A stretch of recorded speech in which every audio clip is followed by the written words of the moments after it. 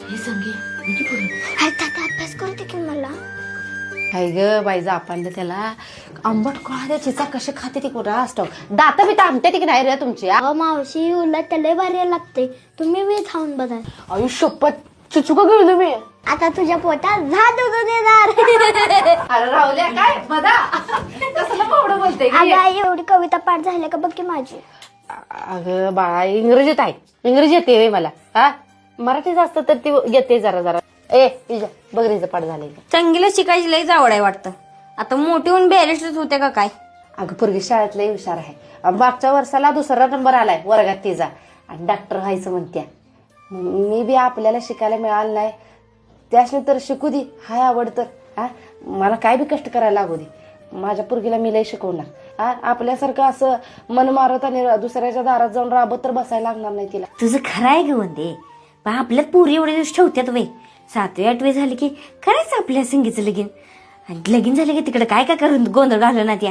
आता पोरी म्हणजे जीवाला घोरच आहे की गो कुठवर लक्ष द्यायचं आपण. हे बी हाय खरं. मग माझ्या पोरी काय ग देखण्या पाना त्या हायते का नाही.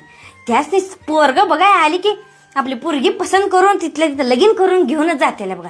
त्यांचं मला काही टेन्शन नाही. मला आपल्या संगीचीच काळजी वाटते बघ. पोरगी जरा 2 नंबरात मुडत्या. तिलाच कसला नवरा मिळेल काय मिळेल याच्या टेन्शन माझं रातभर डोळा लागत नाही बाई. तिच्या सुखातच आपलं सुख आहे की नाही मध्ये.